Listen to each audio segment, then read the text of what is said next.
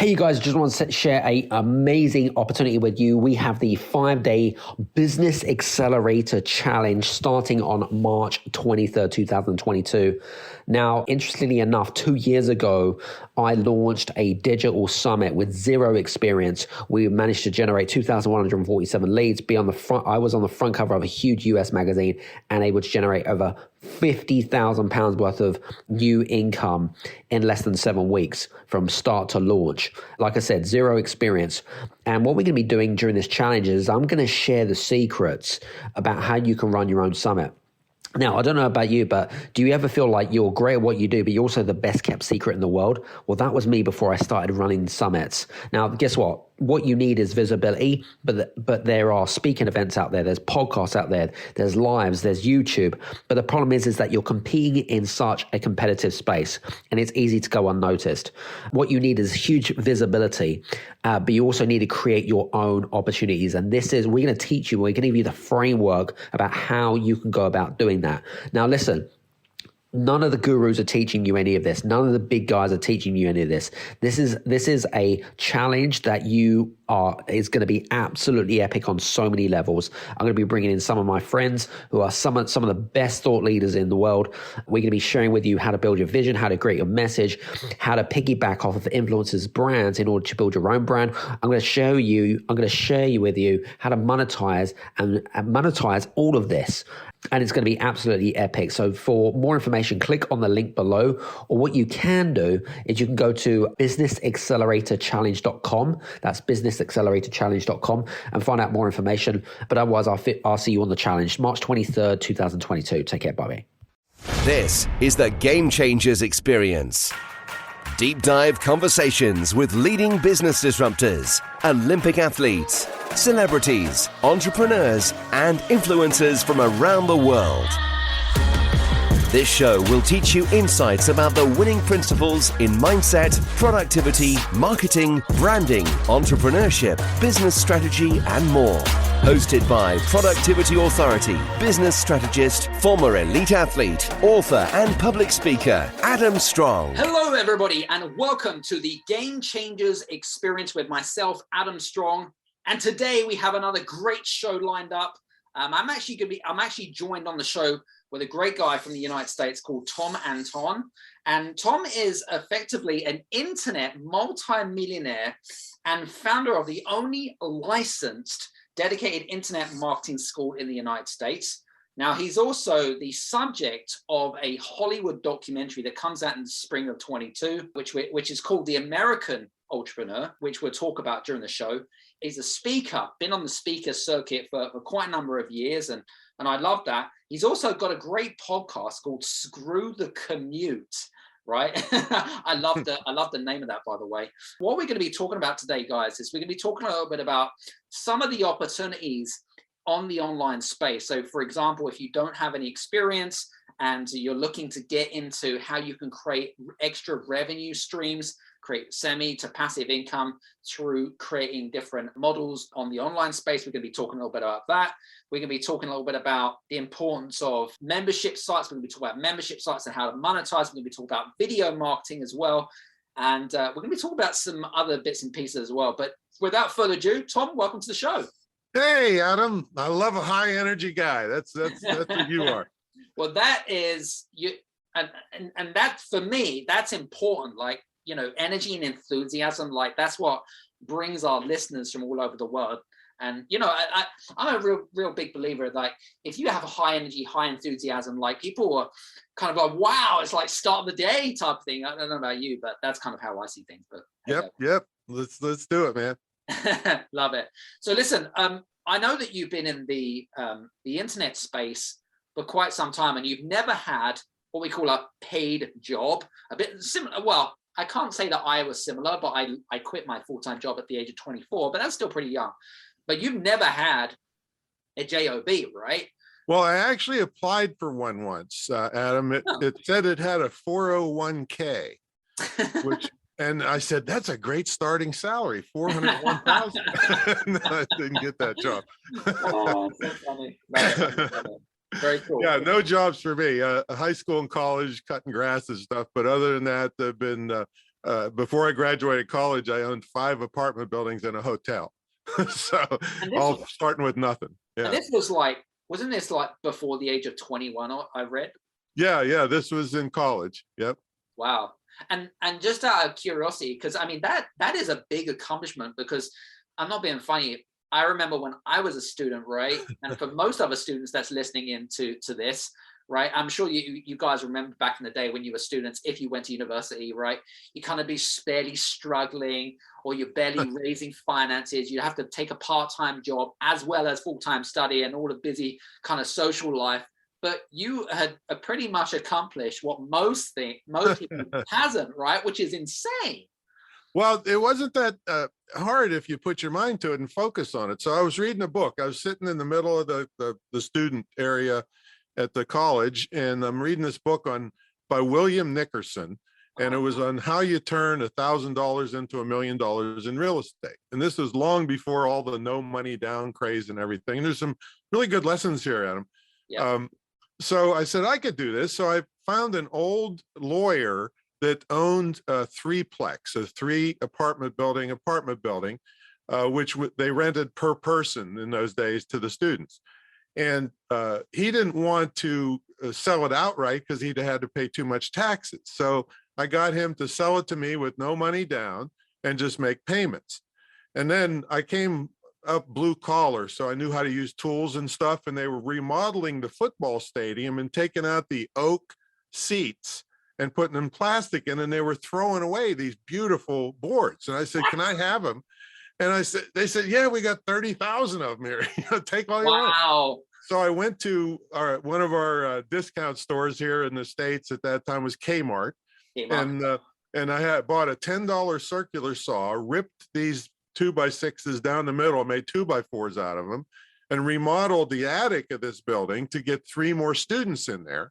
That was another $375 a month this is in the 70s, and got the income way up. And then I did it again, found another guy to sell me a 4-plex. And then the big turning point though was I was charging more for rent to these other students than I was paying to my landlord. That's insane. and so he would come over to work on the house, and I'd say, "Hey Frank, I'll help you put these gutters on, but you teach me what you're doing," right?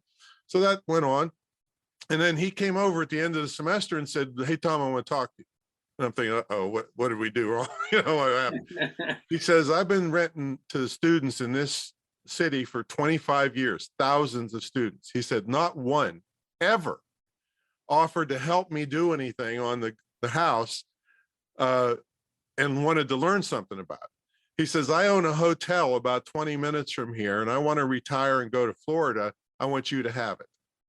He said, "If you can come up with the first mortgage, I'll hold back the second mortgage," which basically means no money down in mortgage parlance. Got it. "And I'll teach you how to run it." So this is the first lesson is give before you get. So I was helping him with no expectations of anything to learn, and was very impressive to him. And then the second thing was persistence. I had owned these other small places, but a hotel, the banks were like shooing me away like I'm a little punk kid. And I had to go to 50 different places, and I landed the first mortgage. He held back the second, paid him off. I was making $65,000 a year in the 70s while I was still in college. Went down 1 day a week to make small repairs and pick up the rent checks. And then the city bought it out for a couple $100,000 later. I made about $500,000 from those two things: persistence to get that first mortgage, and give before you get to get the idea in the first place. So that's how I did it. Great. I love that story. Thanks for sharing that with us. And I mean, you got into I'm fascinated how you got into the whole kind of internet world, because I mean, you were one of the, what I call one of the front runners, and saw the potential in the internet right the early days. Was that around when the .com uplift, should we say, the .com, you have the .com bust and the .com boom, but were you kind of, did you? This was before that. What? This was way before that. Way Yeah. before that. Okay. The commercial internet started around 1994. At Right. the time, I was already a busy speaker going all over the world, and selling stuff at the back of the room, which was cassettes and books in those days. Right? If any of your listeners ever heard of that term, look it up. Google it. Look in Wikipedia to see what it is. Oh my God. And so when the commercial internet started to come around in 1994, I'm thinking to myself, it's hard enough to sell my stuff across the street, let alone around the world from my desktop. Right. I'm going to figure this out. So it was Wild West there. Nobody knew what was going on. For 2 years, I was killing myself every day in between speaking to figure it out and didn't make a nickel. And then I got good training but from a guy named Corey Rudel, who was like the 31-year-old grandfather of internet marketing, making $5 million a year from his apartment. Now, he's died in a tragic racing accident not too long ago. But anyway, that was my first teacher. And as soon as I got good training, I started making money. And it wasn't like it is now, but it was $50 a week, $100, $500, $1,000. Now it's not uncommon, $30,000 weeks. So that was the impetus basically to sell my own stuff. And then typically what happens is when you get really good at something, people beg you to teach them. And so I started what is called, I came from a comic background. You mentioned I had an entertainment company. So people were begging me to do boot camp. And I couldn't do a boot camp. I thought everybody does boot camp. So I'm sitting here making all this money, sitting on my rear end. And I thought, I'll call it butt camp. And it caught on. I've done them in 11 countries around the world, except in London, they made me call it bum camp when I did it there instead of butt camp. And it's the longest continuously running internet seminar ever. Yeah. Love it. Butt camp. Love it. It's fantastic. Very cool. So let's get into the nick of that, because I know that you and I love listening to people that've got great stories, and it sounds like you've got some really good stories and you've really shared some great ones. But some of our listeners, whether it be entrepreneurs, business leaders, even people that are thinking about potentially getting into entrepreneurship, we've got a wide diversity of audience, people listening to us from around the world. But I'd love to talk a little bit about, the fact that there are so many opportunities out there compared to way back in the day in the early mid 90s. You've got Amazon, you've got eBay. You could sell a kidney on eBay, right? Yeah, right. Right, which is crazy. And then you've got affiliate marketing. There's just so much. You're spoiled for choice, really, aren't you? But in terms of okay, so you've piqued my interest, right? That's what people are thinking. You piqued my interest. I'm interested in potentially learning about how to make money online.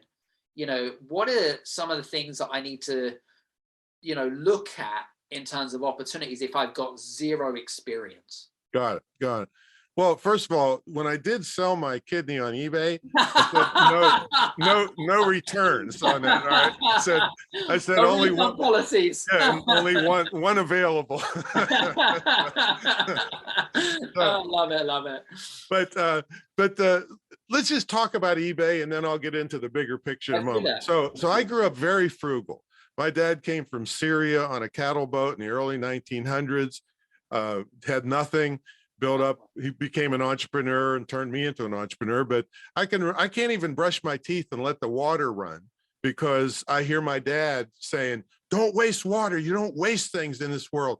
And the same with electricity. Turn the lights off.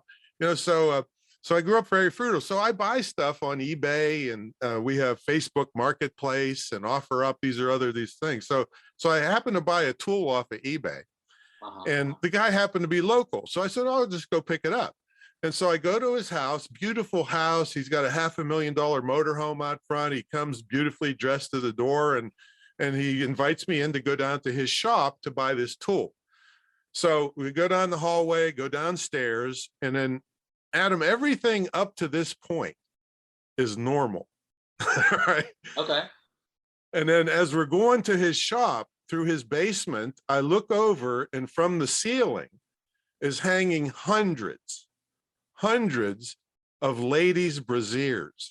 What? And I'm thinking, oh my God, he lures you in to buy a tool and then kills you and hangs your underwear. That's what I'm thinking about all this stuff. so I'm watching him like a hawk, and everything's normal. He shows me the tool. We're talking about our dads and everything. So I buy the tool and we're heading out. And of course I stay behind him because I don't want to get a hatchet to the head. And I said, I got to ask you, what are all these bras doing? He says, oh, my daughter sells them on eBay. She goes to all the thrift stores. She knows all the sizes. She buys them for, cheap and cleans them, fixes them up, repairs them, sells them on eBay. Nice. $200,000 a year US she's making selling used bras on eBay. Oh, okay. Crap. And I'm thinking to myself, darn, if I went and held thrift stores, I'd get arrested if I hung around the bra department at thrift stores. Love it. So there's all kinds of opportunities. The guy that taught me was an ex-Marine to do eBay. I was a power seller on eBay for a while. And he sells used cell phones and doll heads. So random. What? Random. I mean, totally. So he would go to all the pawn shops. I don't know if these are the terms that work in Europe, but pawn shop, take stuff in. Yeah. And they said, we can't keep track of the cell phones and the chargers. He says, I'll give you $10 a piece. He had a big bucket of them. Every month he gets all these cell phones from the pawn shops, fixes them up, and sells them for $120 a piece on eBay. And the doll heads, he has little molds that he puts 10 cents worth of rubber in and sells them for $10 a piece for people that make dolls. I mean, just there's opportunity you can't believe out there. So anyway, to the bigger picture, anybody that's wants to start from scratch, you must embrace digital information products. They're 97% profit. There's virtually zero cost in creation. If you have Microsoft Word and Adobe PDF, you've got it, and then you convert it to Amazon Kindle. We don't waste their time on anything but Amazon Kindle because that's the big kahuna on ebook sales, and you have zero cost involved with 97% profit, just a little credit card fees. I wrote one book in a 4-hour layover at McCarran Airport in Las Vegas. So as of this morning, it's brought in $3.684 million, and it's a giveaway. Wow. And people say that's got to be BS. Who you think you're one of those scammers you go after in your Scammergate show? No, here's how it works. This is a good lesson for everybody. First of all, you have to understand affiliate marketing, which means you can promote somebody else's product and get a commission for it if somebody buys it. That's a simple affiliate relationship. Yep. But what the next level of that is called a residual affiliate program, which means you promote something, and if they keep buying it or leasing it or whatever the thing is, you keep getting paid. So for everybody that read that book, I taught in the book all the benefits of having this tool, but they can't get the benefits unless they buy the tool. Right. And actually it's a lease kind of thing. So they have to buy this service every month, and some of them have been doing it 15 years. Wow. And so that's brought in 3.68 something 4 million as of this morning, and keeps coming in anywhere from $5,000 to $15,000 a month if I'd have quit 10 years ago. And that's just one of the little sliver things that we do around here. But it's called a residual affiliate program. So if they embrace digital marketing, their risk is really low. They don't have to quit their job and cross their fingers that they can pay the rent next month. And this stuff can be developed on the side. Now, my goal was when I teach my students is to make it too expensive for them to go to work anymore, because the time they're putting into their own stuff, instead of going and making somebody else rich, that's where Screw the Commute came about, is I've lived like 2 or 3 lives because I'm not sitting in traffic making somebody else rich or on a train somewhere. True. Not that we do much of that in this day and age, but that's a game. I don't think we've seen much of the commute in the last couple of years. Right. But or should we say the traffic is a little bit light. But anyway, I'm sure that times change anyway, depending on when you're listening to this. That's really fascinating, very interesting. And so what you're talking about is information information digital products is what you're talking about, more specifically. And you mentioned books or digital books or whatever it is, but I suppose there's many different forms. There's courses, online courses and so forth. And you can even create a highly in-demand digital product and not know a thing about the topic. I was sitting on a plane. I was in first class. I'm flying somewhere, and this guy next to me has these magazines in the seat pocket, all about go-karts. And he's like 45 years old or something. I'm thinking, I asked him, what's all this go-kart stuff? He's like, oh my God, we love them. Me and my boys, I got 3 boys, and we race them and stuff. And I said, well, how much does one cost? He said, oh, you can't get a piece of junk for $10,000. His were like $30,000 a piece for these go-karts.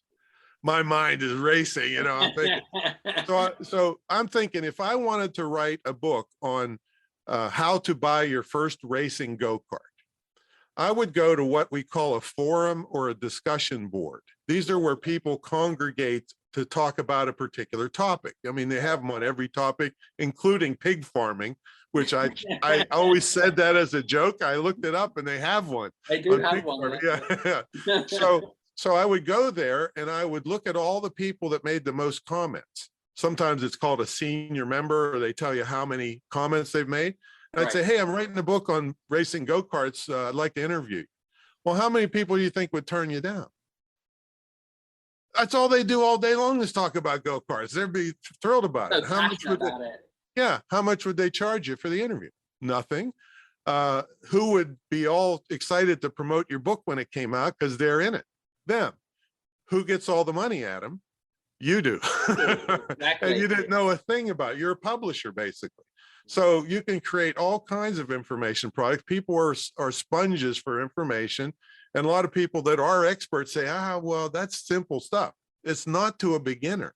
So you got stuff in your head that you could get out and put it into information and sell it, or give it away to get that affiliate stuff that I said. Love it. Some very cool stuff there. Very cool. Very good. I suppose my second thought is, you know, we were talking about the rat race, which again, I think is going to come back pretty soon, depending on where you are in the world, of course. How do you help employees or people that, you know, that want to escape the rat race, or entrepreneurs, right? That want to, I suppose, you know, that they're looking for something different, right?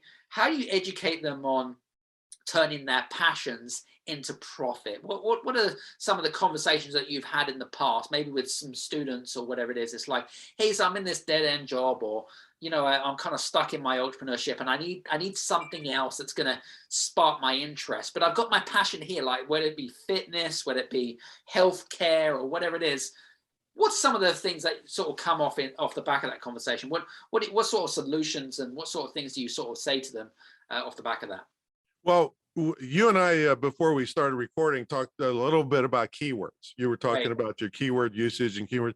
That's the number one thing in all the years I've been teaching this, which is close to 25 years, that people make a mistake of. They get what they think is their passion, but they don't do keyword research with the free tools that are available to tell them if anybody else on earth cares about what they care about.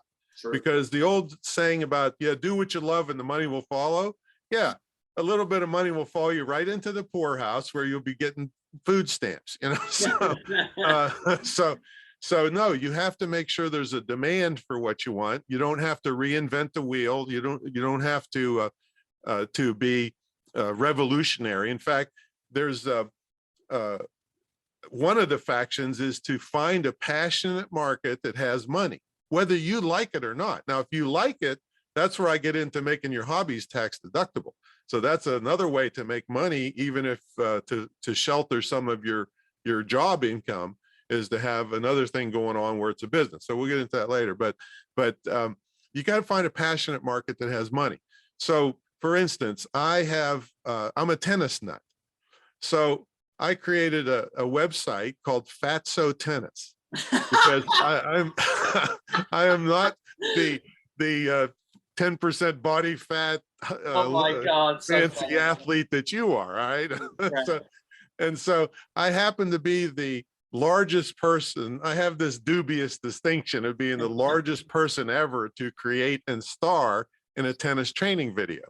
So if you go to Fatso Tennis, you see the trailer where I'm playing tennis and eating pizza at the same time. Oh my God. Sounds like a series of Jackass or something. Right? Yeah, but it's a 2-set DVD where I on part of it is all the crazy gadgets that fat people can use to get an advantage, and they're so pitiful, but they're hysterical. Like, for instance, on a tennis racket, you have the butt and the head, and so on the butt you can put this suction cup thing on. Yep. So that you don't have to bend over to pick up the ball. You can just push it down.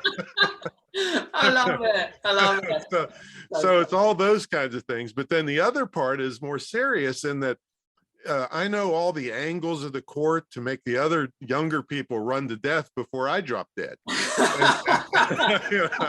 And I was playing this 14-year-old one time, and I was 50 years old. I was playing this 14-year-olds on the tennis team.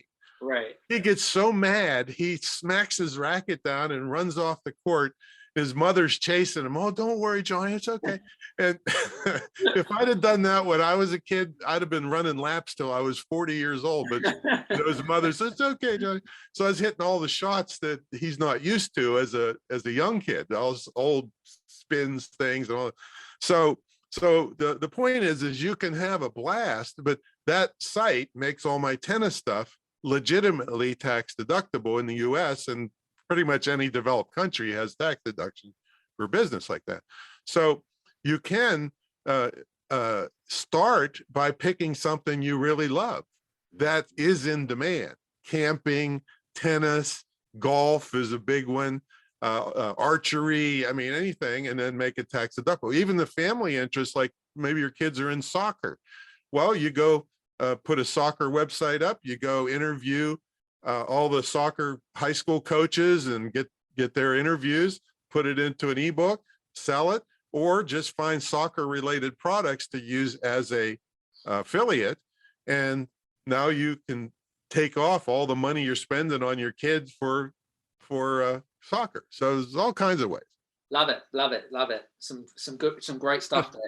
Actually, so one thought that came to my mind, because, and this kind of moves nicely into my next question, because, being an entrepreneur and kind of, I love to experiment, right? And I'm sure that you being in your years of business, you love experimenting, right? And so one of the things that we've been doing in our business is we've created like an academy or a membership or whatever it is, right? Now you've really mastered the game of this. So my question, and this is a personal question because there might be other people listening in around memberships and academies and stuff like that. How do you, from your perspective and from experience, how do you monetize your membership site, number one? But number two, how do you get more people to not just buy into the membership as such, but how do you make it so valuable that it's like kind of like cha-ching, cha-ching, cha-ching, you wake up, oh shit, another, oh my God, someone else bought, oh my God. And it might only be sort of 20, 30 bucks, whatever it might be, whatever the going rate is for the membership or whatever it is. But I'd love to talk about that if that's okay. Yeah, well, I have multiple membership sites on different topics. You don't want to lump everything in one basket because you look like a jack of all trades. So you want them to be very specific. True. Yeah.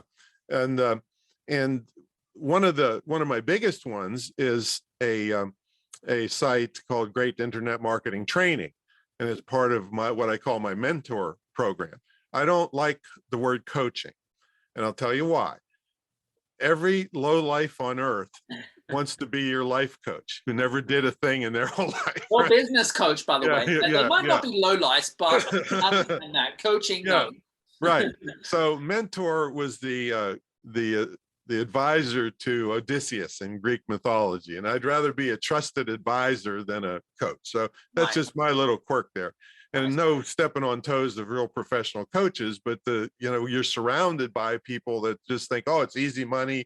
I'll just get somebody that doesn't know any better and try to, so it doesn't work that way. Right. So in the beginning, when I started doing this, every time I would coach somebody, I would record the call. And if it was proprietary or confidential to them, I would just transcribe it and the ideas that I gave them, and then I'd put it in a membership site. So when you're getting started, there's not much in there, but now there's 25 years of stuff in there. And so what it makes it so I can handle more people legitimately. See, I have a very unique program where it's one-on-one. And I tried group coaching, and it wasn't up to my standards because I had to dummy everything down to the lowest common denominator. If I talk to an advanced person, the beginner's lost. And if I talk to the beginner, the advanced person's like, what am I doing here? So I quit that. But now, to keep myself from going crazy, saying the same stuff over and over and over again, I say, okay, here's what we want to accomplish. So I want you to go listen to this, watch this thing, and read this thing, and then report back to me, and then we'll discuss it. And so that works beautifully because I can handle more people legitimately, that I've collected this repository of information. So I have one on professional speaking. I have one on brutal self-defense based on my nightclub days when the bikers were trying to kill me. And we talk about that. And I have a protection dog company also, which is another make your hobbies tax deductible. I got two $50,000 German Shepherds in there. So if anybody wants one. Yeah. But to get people to come to them, this is the number one skill in my entire business career, long before the internet. It's advertising copywriting. There's a skill that anybody can develop to increase the want of people to buy your stuff and to show it to them. And if your stuff is really good, you're doing them a disservice by not pushing them. And I'm not saying being obnoxious. I'm just saying to push them into the point where they get your stuff. Because if you're a good person, you're going to take care of them and give them high quality stuff. You send them out on the open market, God help them. You know, who knows what's going to happen to them. I mean, you get so many people saying, oh, I wish I'd have come to you first, because they went and spent all this money with a bunch of shysters, you know. So advertising copywriting is a skill you can develop. And I'll give them one tip right now. There's a principle called the Zygarnik principle. Okay. Bluma Zygarnik was a Russian psychologist, psychiatrist that identified the trait of the human mind, that the human mind cannot stand unfulfilled curiosity. So if you use that principle in the subject line of your email, you will increase your open rates. And guess what? If you don't do a great job on your subject line, no matter what after that matters, because you could have the greatest product in the world, greatest sales copy in the world, but if they don't open that email, God help you.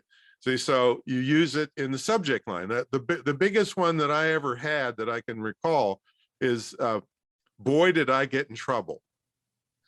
That was a subject line. So I got 100,000 email subscribers. They're like, oh, what'd he do now? They had to open it to find out, right?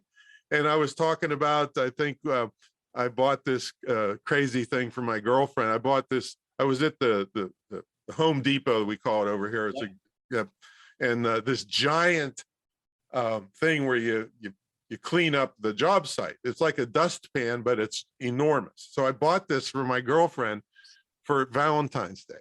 Yes, you do.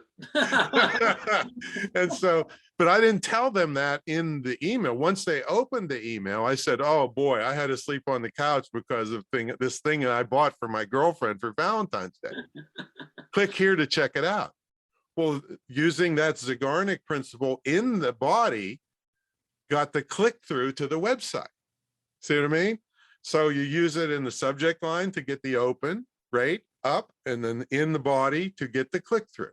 That's a simple principle. You're surrounded by it every day, you know, and you're using all kinds of ways. It's interesting because, you know, I think probably 3 years ago, I'd probably say about 3 years ago, I never really valued copy as much as it ever has done now. And I think you're really touching on some really interesting points around that, you know, and the importance of building your own database, because, you know, doesn't matter about social media and stuff like that, because they could disappear, or they could control what you, but effectively build your database. But what you're also talking about is the subject lines when you're talking to your audience and stuff. And interestingly enough, you know, especially with people that I look up to and have very good, what I call subject lines that what I call create curiosity, right? Which is going to entice more people to open it up and like, holy crap, that was definitely worth my 30 seconds of, you know, and you've got to probably take into consideration that so many people get emails so many times a day. You've got to like stand out from the crowd type thing, isn't it? Yeah. And but never ever lie to them. Don't give them a thing and then not deliver on the inside, because then they'll never trust you. True. Now, now I'm conscious of time, because I know that we're coming towards the end, but I wanted to just ask you one real quick question, actually, which was all about the importance of believability, because you touched base around, you know, some different ideas, whether it be on eBay, whether it be affiliate marketing and selling other people's products and stuff like that.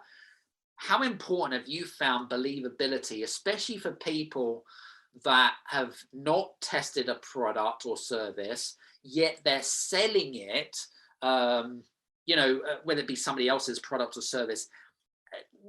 I mean, how important is it to test drive something which you, should we say, recommend to others? I mean, what's your thoughts about this? Because I mean, it's a bit like, you know, if I recommend a restaurant queue, or I recommend like a new car or whatever it is, right? I'm going to give you my honest opinion about it, right? And then you're probably more than likely, they call it word of mouth marketing, of course, you're probably more likely to take action if more people have said good things about that product or service or whatever it is. But what's your take on about the whole kind of believability / you know, I've never tried this before type of thing? You know, what's your thoughts about that?